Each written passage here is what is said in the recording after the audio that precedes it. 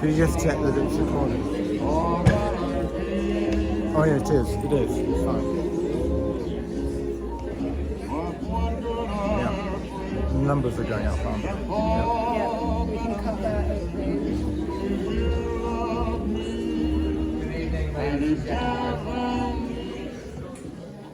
Thank you very much for coming out for the Tweeddale Society's second talk of this winter season after Taylor Wynyard's first talk last month. I am Keith Donald. I'm the Vice President of the Tweeddale Society, and I'm standing in for Brian, who's away on holiday at the moment. So here we have Jessica Evershed, who's come down from Edinburgh today to talk about the Scottish Women's Land Army. It's a really interesting topic. I've had a couple of conversations with Jessica before she arrived this evening. And it's going to be a really interesting talk because actually she's been into the archives and she's dug around and she's found some members of the Women's Army who are actually from Peebles. So there's going to be very much a local connection tonight to our talk. So Jessica read English at university. She developed her career. She joined the Records Office of Scotland. She's based in that beautiful building at I think it's the west end of Princess Street, opposite East End is it? Opposite what I call the old post office when I was growing up in Edinburgh. So she's based there. I always, for decades, I wondered what goes on in there. Well, Jessica works there with quite a few colleagues, looking after the records, the National Archives, for all of us. So, thank you very much for coming down from Edinburgh, Jessica. We're really looking forward to hearing what you've got to say this evening. Thank you very much. Jessica Evershed.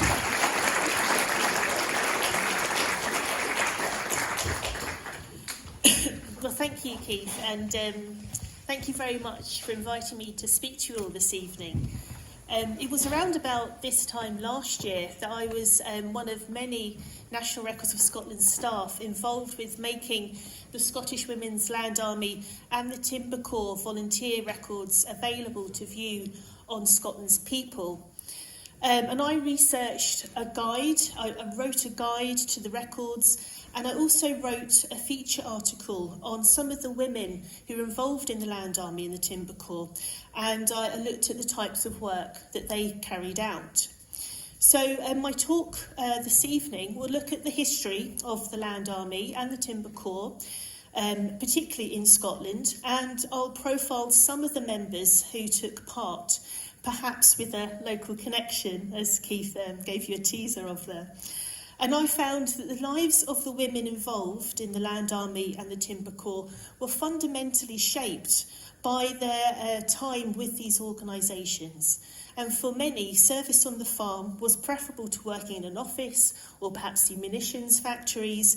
And they found a chance for adventure and independence through joining the Land Army and the Timber Corps. So we'll see that volunteering for this vital service during a time of national emergency, women made lifelong friendships, they perhaps developed careers, and some of them also found love. So the beginnings of the Land Army. The first incarnation of the Scottish Women's Land Army was originally named the Women's National Service Volunteers in Scotland. And this came about in January 1917. And this was really a result of U-boats sinking ships which were carrying food supplies to Britain, and also, of course, the absence of male workers due to the conscription which was introduced in 1916. In 1919, the organisation became known as the Scottish Women's Land Army, and it was separate from the English and Welsh armies.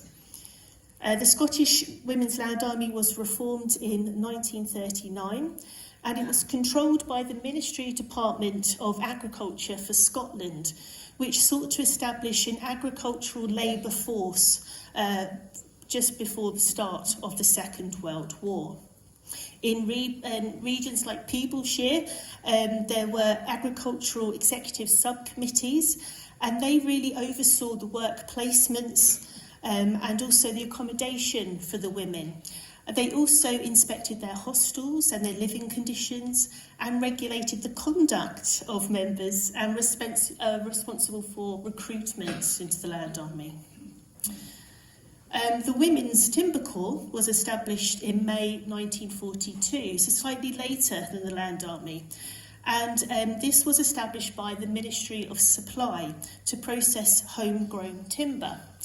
The Women's Timber Corps was administered as a separate section of the Land Army, and at its peak it's thought to have been had around 15 to 2,000 women enrolled in Scotland. Many of these women lived in hutted camps in or around the forests that they worked in. And the Timber Corps appears to have been wound up around 1949, but the NRS, the National Records of Scotland, we actually have records closer up to 1950.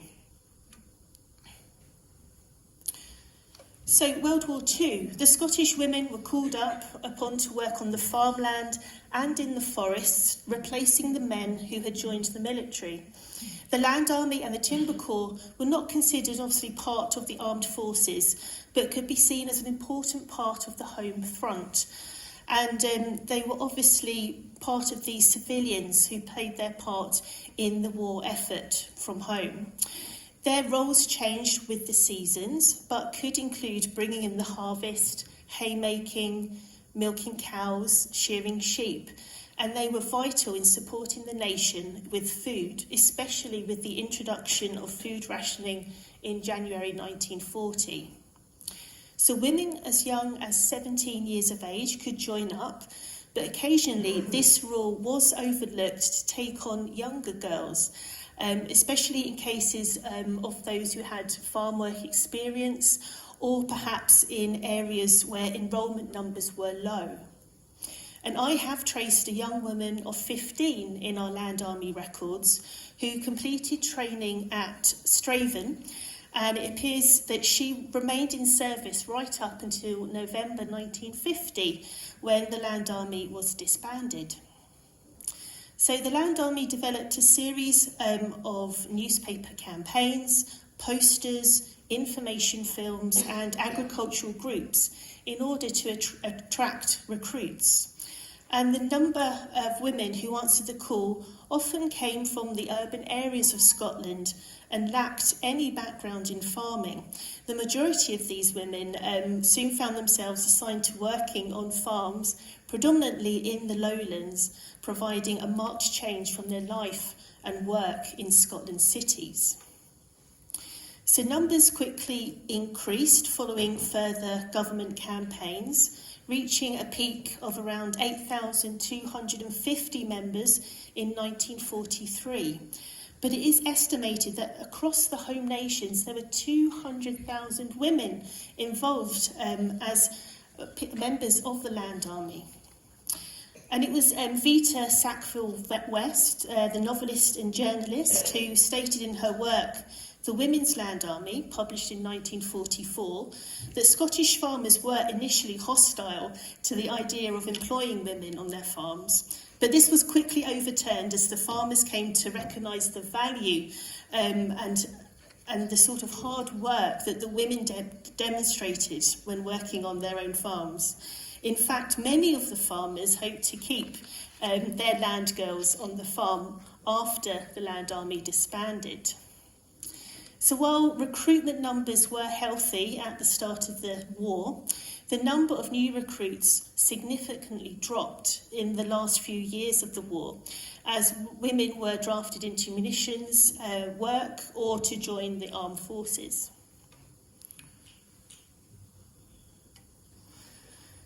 So here we have some of the original records that I've been handling for the the records to go on to Scotland's people. And we have one of the original application forms over on the left.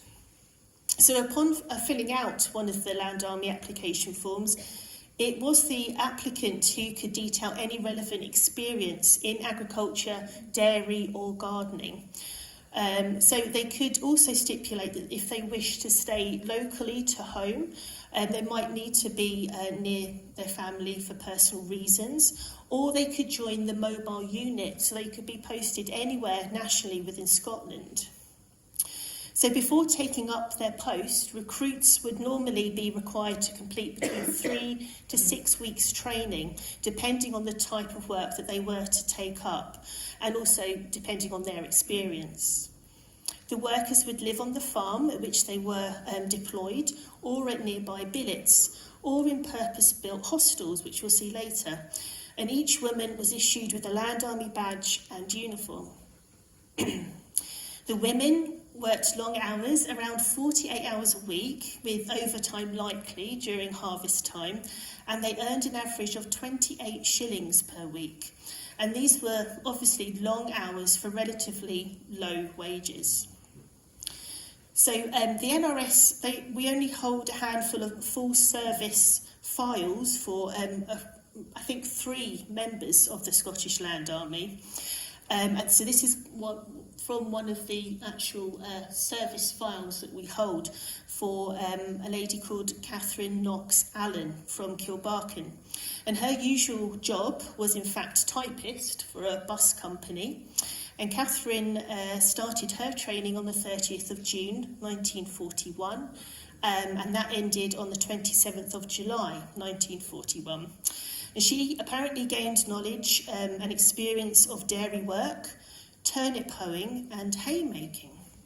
A report on her training by Mr. Beattie on a farm near Lockerbie gave the answer to yes to the following questions.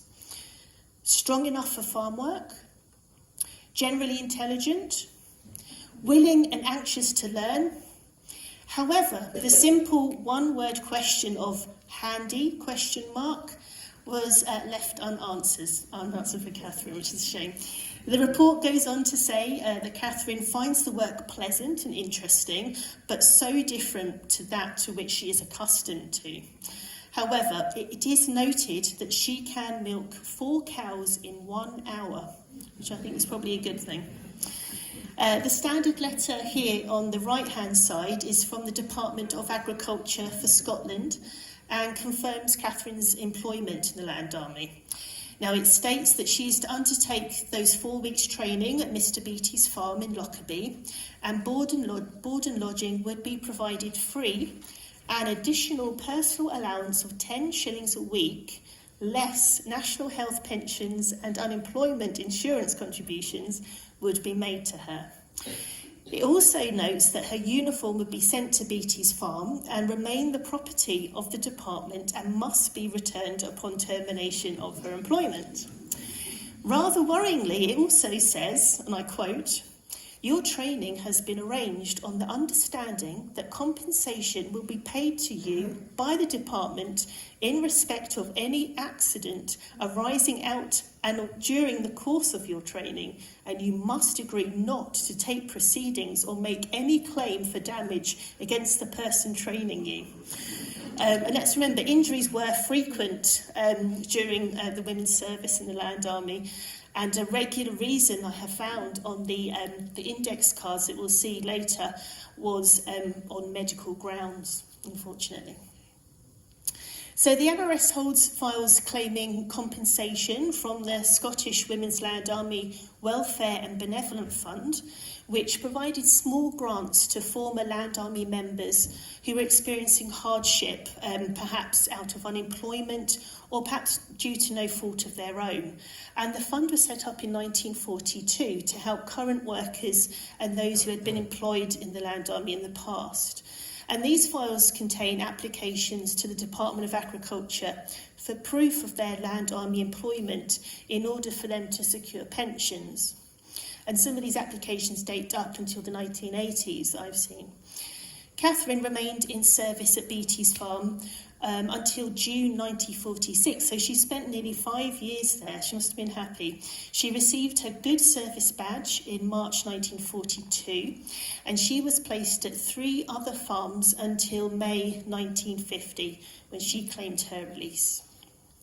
So the tasks that Catherine became familiar with were mainly that of dairy work, which was a common occupation, and volunteers could be trained on mechanical udders. I've got a lovely painting of them here. So this training could be carried out without having to go to a working farm. Tatty lifting, mole catching, haymaking, ploughing, shoring neeps, tractor driving and dung spreading were all other common types of farm work that the women carried out. In wintertime, if they were lucky, they may get indoor jobs such as sack mending and whitewashing cowsheds. So on to the Women's Timber Corps. So like the Scottish Women's Land Army, the Women's Timber Service can trace its origins back to the First World War, when it was founded by the Forestry Commission. The Women's Timber Service was reactivated in 1942 under the name of the Women's Timber Corps, which was administered as a separate section of the Land Army. So control of recruitment and training for the Timber Corps was passed to the Ministry of Supply, and quickly the lumberjills, as I'm sure you all know they were known as, were carrying out the work of the lumberjacks in forests across Scotland. So the work of the Timber Corps was really vital, and Britain was the world's biggest timber importer, and during the war was compelled to upscale British timber production. A reliable supply of wood was essential to the war effort, and the reasons for this included we needed masts for shipbuilding, communication in the shape of telegraph poles, the production of aircraft, pit props for coal mining, railway sleepers, and also structures for military training. They all relied upon this huge natural resource. So those who signed up to the Women's Timber Corps was chiefly posted in the forests of the Highlands, and their work was considered more physically demanding, than the Land Army. And due to this, members tended to be younger. Their ages really ranged between 17 through to 24. The types of work that the lumberjills carried out included tree felling, snedding, which was trimming the side shoots off branches from a felled tree, cross-cutting, loading timber onto bogies or horse-drawn carts, and the measuring of timber.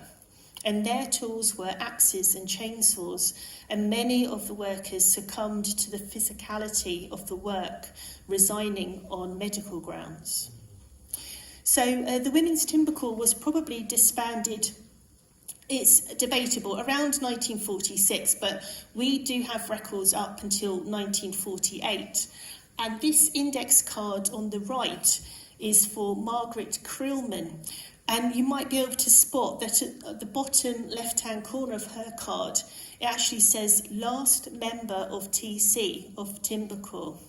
And she started her Timber Corps training on the 4th of January 1944, and she was still effective, which is noted in the middle of the card in pencil, until she was released from her duties on the 20th of August 1948. And it seems that Creelman had continued working for the Forestry Commission in office duties well into peacetime. So after being successfully interviewed and passing a medical examination, the women were sent out to their accommodation. The application form gave the women, as I said, the option to live locally or to be passed out to farms across the country, and they were either sent to a training camp or for training on site at their designated farm. Many Land Army volunteers lived in farm workers' cottages or in the houses of local people known as billets, but commonly women lived together in specially erected wooden huts or hostels, And these were run by female supervisors or hostel wardens. And this is a plan that I've photographed quite badly on the right-hand side. And you'll see that sort of T design of the building. The largest room in the hostel was the common room, which also doubled up as the dining room. And this was very useful for social occasions and for eating together. Upon entry into the hostel, there was a boot room where muddy boots would have the chance to dry off overnight, hopefully before the next day's work.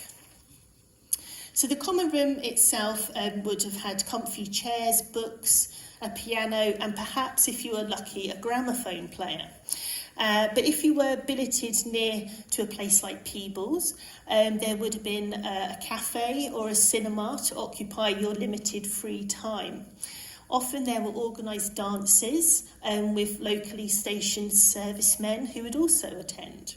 The girls had very little time off work, usually around 1 week per year, with the odd day off here and there when work was slow. A typical curfew time was 10 p.m, and this was usually met as the girls were working long hours, and they would get up at 6 in the morning, dress, have breakfast, and then by 7 o'clock they'll be meeting the lorry to take them further afield to their farms. So the uniform. On the right-hand side, we'll see a stock card for the uniform of Wilhelmina Robertson. And I don't know if you can see, but in that sort of left-hand corner are recorded her vital statistics. Women were issued with a full uniform, which was distributed centrally from Glasgow. They wore brown breeches, itchy shirts, long woolen socks, brown felt hats, a green tie, and a dark green woolen jumper. They were given a pair of wellies or gum boots, 2 overall coats in a light khaki colour, and they were also given 1 long dark green oilskin. They were also issued with a great coat, and this was really too heavy to be worn during their working day. Some fortunate women received gabardine trousers, which were hard-wearing and waterproof, and often gaiters would be worn to prevent rodents climbing up inside your trousers. After completing 6 months' service, the women were issued with a red felt badge in the form of a triangle. Another was sent after a full year's service, and when they were joined together, they made these diamond-shaped badges, which you can see along the top of the slide there. And these would be sewn onto the armband and worn with pride. You can see the timber core one is quite different there from the Land Army. So this particular armband, the woman who wore it must have completed, I think, was that 2 years training there. The timber core uniform was very similar to the Land Army, as you can see in these photographs, but the main difference was the armband and the hats that they wore. So the Land Army wore brown felt hats, and the women's timber core wore green berets.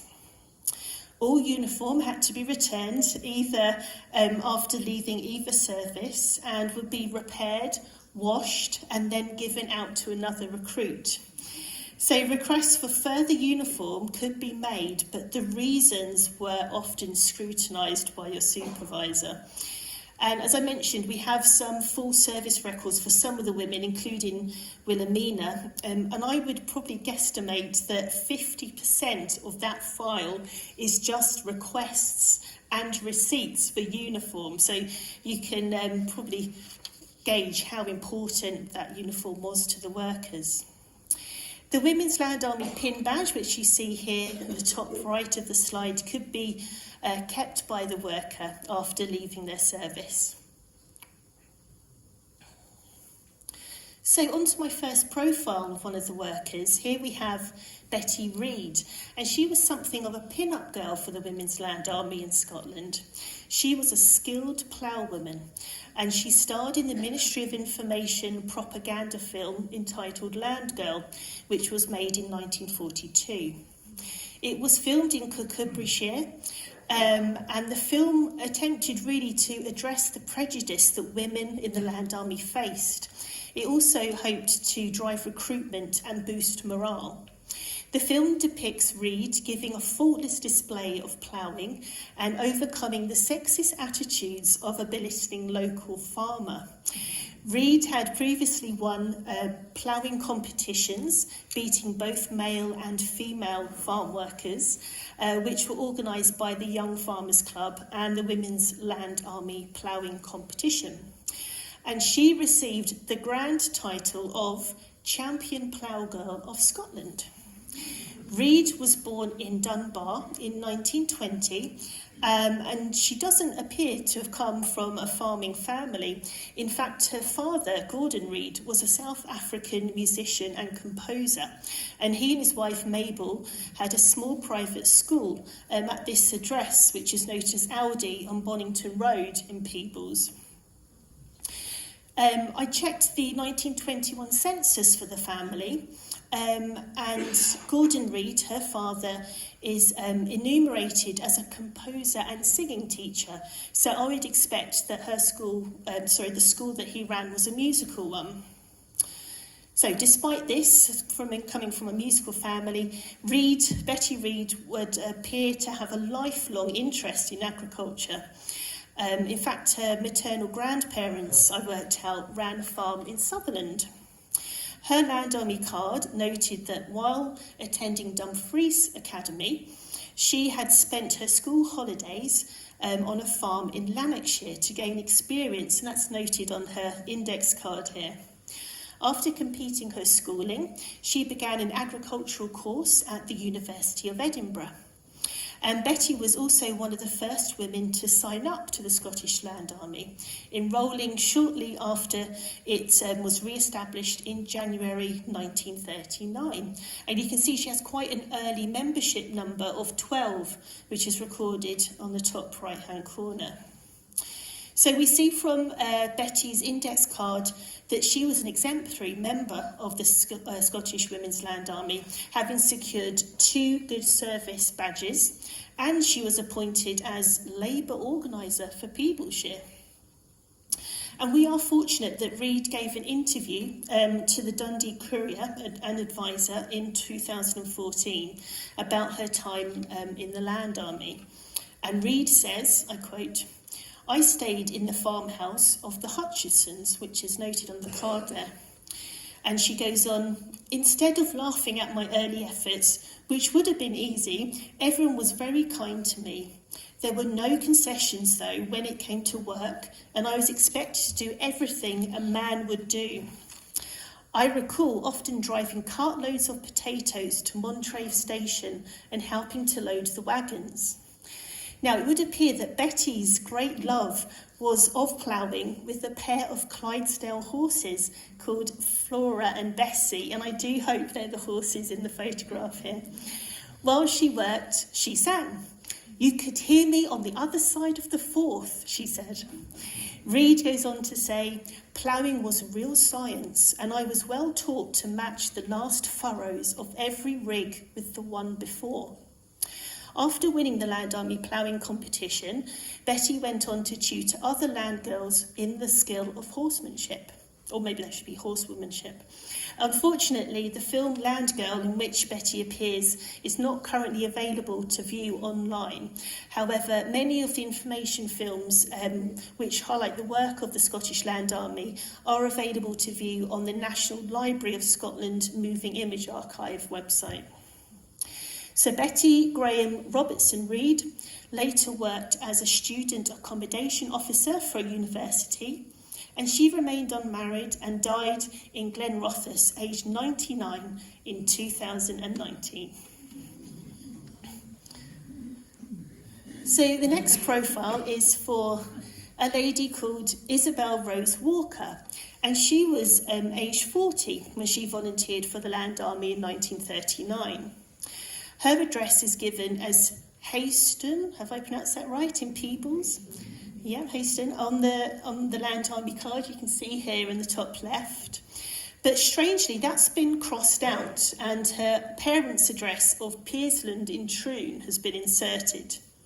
So Sir Duncan Hay himself has been listed as her employer, and strangely, he also appears in this photograph with Isabel, which I'll describe later. So Isabel's career in the Land Army, she does appear to be another early recruit, and she received her 4 weeks training in 1939. Her card says that she was experienced in milking and dairy work, and she went on after working at Hayston in farms in West Fife and East Lothian until her release in November 1945. And Walker received 2 good service badges for her efforts, which are again noted on the card. So I was really interested in Sir Duncan Hay of Hayston, and I started researching him within our archives, and we do have quite a lot of papers on the Hay family. But then I thought, hang on, this is about Isabel, and I started looking into her family. She was born in Troon in 1898 to Alexander and Rosalind Walker. And after a bit of digging, no pun intended, I realised that Isabel Walker and Sir Duncan Hay seemed to be old friends, or at least they moved in the same social circles, as I found photographs of them in editions of Tatler and in the gossip columns of newspapers of the 1930s. And you can see them attending golf competitions. They were both keen golfers, and also other sort of social events around Scotland. Here we see Isabel Walker and Sir Duncan Hay in this photograph from Tatler of 1932. So this is before she entered the Land Army. And this is apparently in the courtyard of, and I quote, Tatler, Sir Duncan's beautiful old place, Hayston in Peebleshire. So Hay really, to me, looked like a character out of a Jeeves and Wooster novel. He often had a monocle and these +4 trousers. He was married to Lady Lavinia Hay in 1905 until her death in 1958. But later that same year, Sir Duncan Hay married Isabel Rose Walker. It wasn't until later that I realised that Isabel's family were very wealthy and successful. She was, in fact, the great-granddaughter of Johnny Walker, the famous whisky distiller and merchant. And it was Isabel's father, Alexander, who helped export the brand all over the world. So Sir Duncan Hay died in 1965, and Lady Isabel Hay, as she became known after their marriage, died in 1983. And just as an aside, when I was looking at Isabel's life, there was an auction she had a massive art collection which really piqued my interest. And there was an article in a newspaper saying that they were selling off Henry Moore's that she owned, and these great names in the world of art. But it also mentioned that she studied with Henry Moore and that she was a member of the Bloomsbury Group. And I haven't been able to confirm either of those 2 facts, but I'll let you know if I do. So here we have a profile of one of the women who joined the Timber Corps. Rosalind Elder. She lied about her age to enter service into the Women's Timber Corps, and she was only 16 years old when she applied. Her contingent of new recruits was to meet a representative of the Forestry Commission under the clock at Glasgow Central Station, where they were to go on to training at Shandford Lodge, which was in Brechin, Angus. And that's stated on her card here. Now, Shandford Lodge was a huge country house, and it was one of the main training facilities for the Timber Corps. And it probably trained around, we've estimated 3,000 women over the course of the Second World War. Rosalind said she was excited but apprehensive about joining the Timber Corps, and she was looking for a new experience. But, and I quote her, What I did not realise was that I was going to work harder than I ever dreamed possible. Now, she had previously worked in a public library in Glasgow, so it must have been quite a culture shock to her. The training that Rosalind undertook began on the 2nd of November and finished on the 2nd of December 1942. And she would have been lodged in a hostel, one of those wooden huts, about 2 miles away from Shanford Lodge. Apparently, it had no running water and outside or outdoor toilets. On their first day of training, they were handed a £6 axe and shown how to lay in a tree. At noon, they were given cheese or grated carrot sandwiches, and they made cups of tea from billy cans of water, which were heated on open fires. By 5 o'clock, they were released to walk the 2 miles back to Shanford Lodge for their supper. So this was not an easy task because they were new recruits, and all the girls apparently had blisters from their new boots on their heels. Rosalind went on to specialise in moving the felled trees with horses, which was a position known as teamster or horsewoman. And she was moved to a forestry camp in Advie in the Highlands. And she explains that there were Canadian Forestry Corps and the Newfoundland Forestry Unit, which they all worked alongside. Unsurprisingly, this caused many problems for the Women's Timber Corps, as women left the service for hastily arranged marriages. Here she is seen at the end of her time in the Timber Corps with those sort of stockings on her feet there. So she was expected to move 60 trees a day, 5 days a week. She had a half a day leave on a Saturday. Now, Saturdays, the girls would apparently cycle the 10 miles to the next town, and they would go to the pictures or have a treat in a cafe. And there were usually weekly dances organised by the locals. And the Canadian Forestry Band would supply the music. Apparently they were very good. They would dance to every number that was played until the evening was over, and then they would cycle back the 10 miles to camp on dark country roads guided only by the moonlight. When she was old enough, Rosalind actually applied to join the Women's Auxiliary Air Force, and after her interview and medical exams, she was successful. However, the Timber Corps were not willing to lose one of their valued members, and they actually appealed against her transfer. Rosalind was compelled to continue her vital work in the forests of the Highlands, and she was, I think, as a sort of to placate her slightly, she was given a promotion to leader girl and was given a raise of an extra 10 shillings a week. And she had a special arm badge for her promotion. She was placed at a camp in Argyllshire, and she had the envious, less physical job of measurer or scaler in the timber industries, it's now known. So, funnily enough, Rosalind married a member of the Newfoundland Forestry Unit in 1946, and they emigrated to Canada and settled in Ontario. And Rosalind died there in 2020 at the age of 93 years old.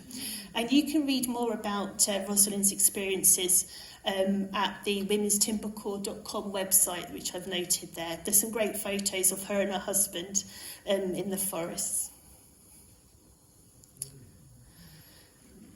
So many members of the Land Army and Timber Corps received the British Empire Medal Civil Division for their contributions to the war effort, and these were awarded in the years following the end of the Second World War.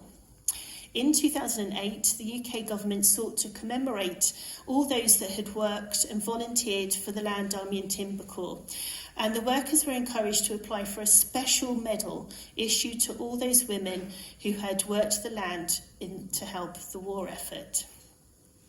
A lasting memorial to the Scottish Women's Land Army was unveiled in October 2012 by King Charles, or then Prince Charles, in Clochen in Morayshire. And many of the former land girls attended the event. There's a lovely picture of them all there smiling. It was sculptor Peter Naylor who created this Happy War Memorial, as he calls it. There was also a memorial to the timber corps, which was installed at the Queen Elizabeth Forest Park in Aberfoyle, and that happened in 2007. And many of the women involved felt this was quite late in coming to mark their work. So if you are interested to learn more about the Women's Land Army or the Timber Corps, you can all go home tonight and have a look at these websites that I've noted, and these are really helpful in my own research. So the Timber Corps, there's a really good potted history of the Timber Corps on the Forestry Commission site, and there's a personal story of one of the lumber Jills, and she runs through one of her typical days in the service. The Women's Land Army site, which is where many of my images have come from this evening, is fantastic. It includes the English, Welsh and Scottish Lands Army, and it has lots of personal stories and photographs, and also some of the records that the women received during their service. The Land Army, or index cards that I featured in my slides, are available to search and view on the Scotland's People website, which is the official government resource for family history. And this provides access to our records of vital events, such as births, marriages and deaths, as well as other records such as census records, wills and testaments, photographs, maps and plans. There's a lot on Scotland's People. Similarly, there are the record cards for the English and Welsh Army, a land army, that can be accessed on the Ancestry website if you have family from there. And as I mentioned earlier, you can watch some of the information films which feature the Land Army by visiting the National Library of Scotland Moving Image Archive online. And there are many short films available to watch for free on the website. I've also noted a book that I found useful, particularly to the Scottish Land Army. It's a book which was published by the National Museums of Scotland, and there's some great sort of interviews with some of the Land Army members in there as well. You can really hear their voices. So I do need to plug where I've come from. Unfortunately, the National Records of Scotland, we have a programme of free events, tours and talks. You can find out more by visiting our events page on the NRS website. We also advertise these on social media using X or Twitter, and you can book them all through Eventbrite. They're all free, so I do hope to see some of you, or maybe one of my tours of Generation House, which we have each month. And if you do have any follow-up questions about tonight's talk, or you just want to know more about our collections, do drop me an email at education@nrsscotland.gov.uk. So that brings an end to my talk. Thank you very much for listening.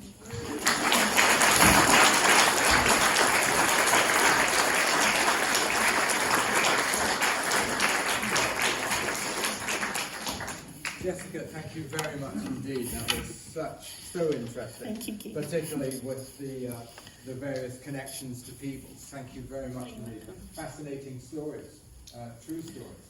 So, as is usual, Jessica's very happy to answer a few questions this evening from the audience before she heads back to Edinburgh. So please do put your hand up if you've got a question, and we'll use the microphone. Anybody got a first question? Yeah, I must have been very thorough in my talking, so I've covered everything. Or you can ask me anything about the National Records or Scotland's People. Has anyone used Scotland's People before? Yeah? That's good to see, yeah. And don't forget, you can view the Land Army records on there. You can search them for free, but I think you have to pay a small fee to view the actual record.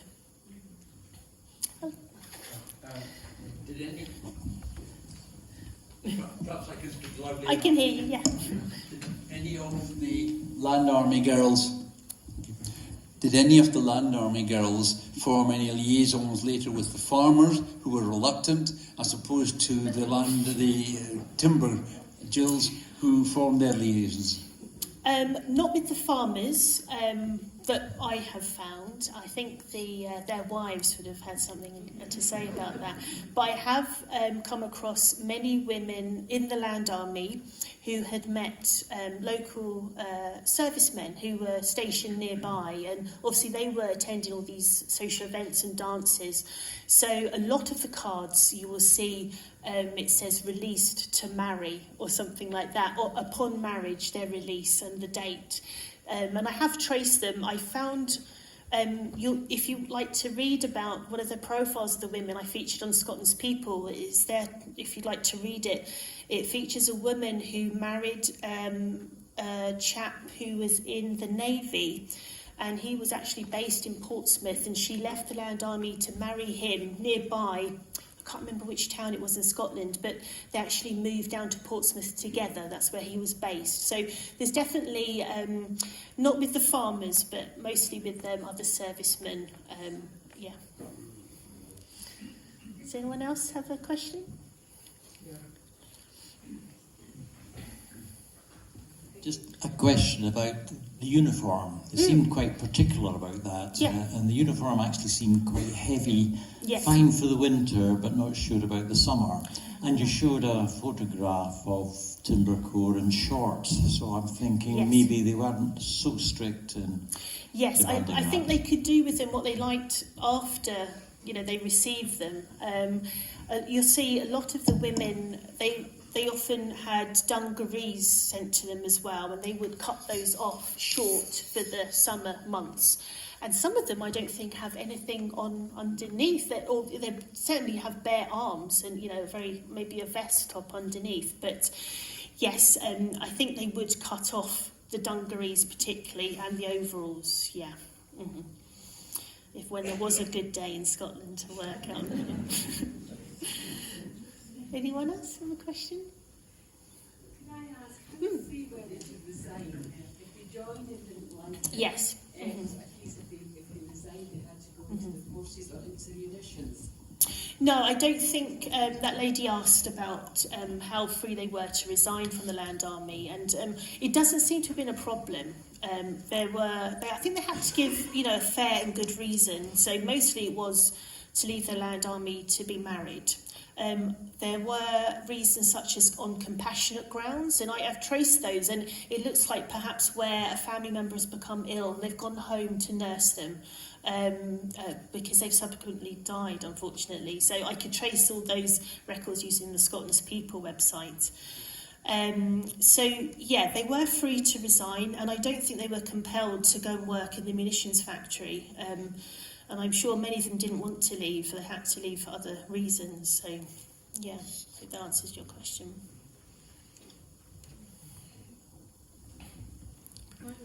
You mentioned a medal, Yes. and this was presumably a government medal. Do you actually have records of it? We don't have records at the National Records of Scotland because it was a UK government initiative. But Gordon Brown actually was Prime Minister, I believe, at the time, and he signed the certificate that went with the medal.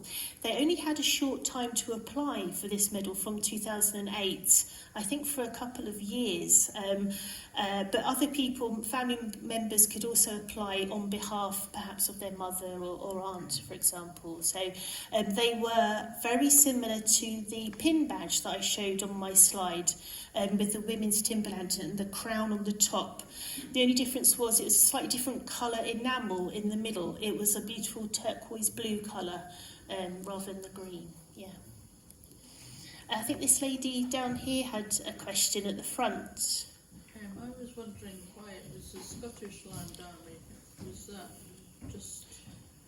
it a geographical thing, or was it just... Yes, so this lady was asking about the Scottish Land Army and how it was different or separate from the English and Welsh Land Army. So yes, it was organised and governed by the Ministry of Agriculture for Scotland. So it was particular to Scotland, and it was separate from the English and Welsh and New Northern Ireland Land Armies. Yes, yeah, and that's why luckily we have the records, because if it was another UK government thing, all these records would be down in London at Kew at the National Archives. Yeah. Does anyone else have a question?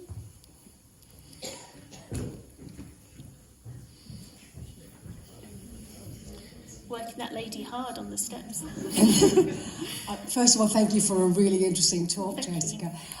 You mentioned that there were some accidents on the farm, so could you elaborate a little bit on Yes, that? well, I wasn't sure if it was, I have found some rather gruesome accounts, and I didn't know whether to divulge those to you this evening. If you're all ready for it, I will give one example of a lady. Unfortunately, she was working, I think, some kind of potato sorting machine, and her hair had got caught in the mechanism, and she was scalped from, sorry, I don't know if I should have said that. She left the Land Army, obviously, and she was given compensation, and she was very well looked after, I must say, by the Ministry of Agriculture. She was really looked after. So that was one case. I couldn't believe what I was reading when I found that record, actually. There are other records I found. You're all familiar with fatal accident inquiries, which are obviously still held today. There was one involving 2 women from the Land Army who fell from the back of a truck when they were, I think, probably going to another farm or, going out to work. And unfortunately, they fell under one of the wheels, and one of the ladies died as well. So I think there were lots of accidents, and perhaps we don't know about, a lot of them, unfortunately. Yes, there are really sad stories. But it was the Timber Corps who were doing the more dangerous work, moving these huge, logs of wood and just, using those type of tools as well must have been very dangerous. Yeah. Sorry, everyone, about that. Does anyone else have a question? This way. I think you said women were just keen to join up just as a new life. There wasn't any form of conscription, was there? No. I suppose there'd be a bit of social pressure, join the Land Army or go and work in munitions. Yes, And also, do you know of locations of any camps around people's accommodation camps? Yes. I did find one of the wooden huts was actually erected in Peebleshire, and I'm really sorry I've forgotten the location of it, but there was definitely one of the wooden huts. They called them army huts as well, where local women would have lived the accommodation. Sometimes it could fit up to 50 women at one time, but it was very rare that it was, sort of fully packed out to full capacity. So, yes, so that's a good question. There was, I believe, at least one of the hostels that built around Peebleshire. Yeah. Oh, there's another question down here as well. Wherever you're closer to.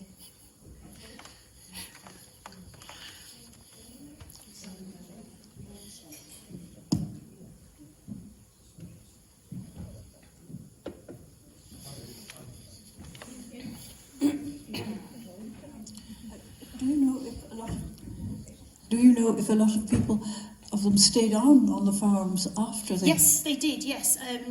One of the women I profile in my Scotland's People article, she was lucky enough to work on Glamis Castle garden during the Land Army, and she stayed on and she became the gardener there. So I think this happened quite a lot. That's not a farm, but I'm sure people, did stay on to do the farm work. Yeah.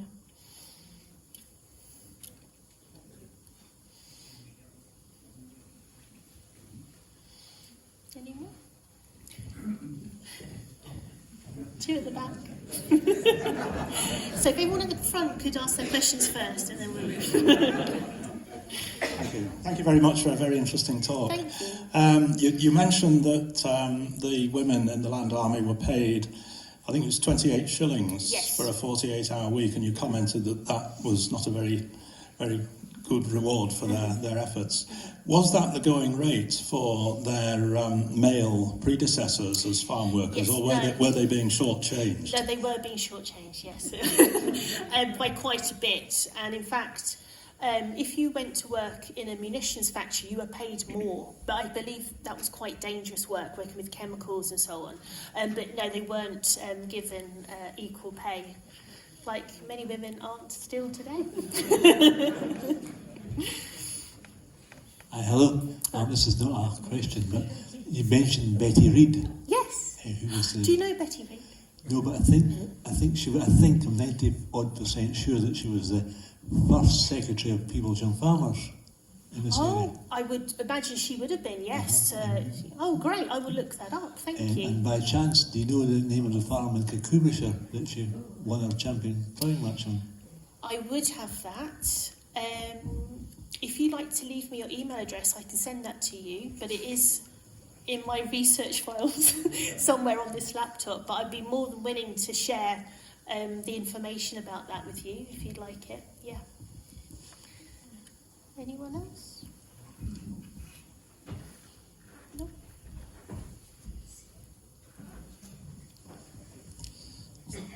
Thank you. You said that quite a lot of the women had no previous experience of agriculture. Are there any details as to actually who did the training in the 4 to 6 weeks period that they were training? Yes, so the training would have been done by the farmer where they were deployed. So it would have been on his farm. So the training was normally done that way. So you would be taken to a farm and you would stay there for the duration of the training. And like the example I gave earlier, I think she worked on that farm where she did her training for 5 years. She stayed there with Mr. Beattie. So normally that was the way the training was done. But there were, like Shanford Lodge, there were central training camps where the women would do usually 4 weeks training, farming, dairy, milking, that sort of thing. So yes, that they were done by men. Normally, yeah, men appointed by the Ministry of Agriculture, yeah. There's some great information on the Forestry Commission website about who did the training for the Timber Corps as well. And the men are involved. They actually speak about the training that went on. It's very interesting. No? Just wonder if we've if there are any more questions from the audience. Oh, one down here, Keith. In that case, little person in the corner. It was a really good talk, and I just wondered, you talked about equal pay in women, and I wondered if it instigated any kind of women's movements in that period of time. Not that I know of.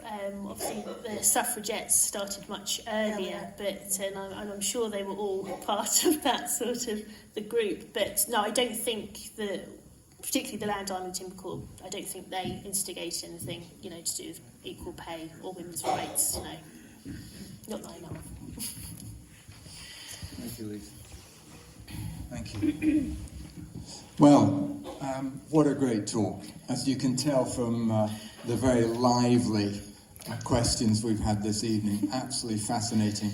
And thank you so much for going the extra mile, for bringing peoples and Peopleshire and Interesting. People's people into tonight's address. So thank you very much indeed, and thank you very much for coming down.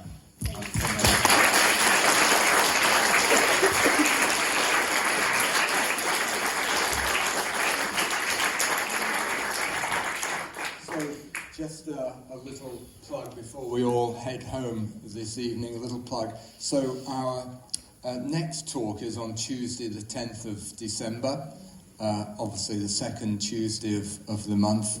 Professor Jane Bauer is coming to address us, who's going to talk about turbulence in this area around 400 or 500 years ago, and how the communities survived, and what their standard of living was like, and generally how the communities developed in this area during a very, very violent and turbulent time in Scottish history, particularly in Scottish border history. So, thank you very much indeed. I wish you all a safe journey home. Thank you very much for coming out this evening, and see you on the 10th of December. Thank you very much.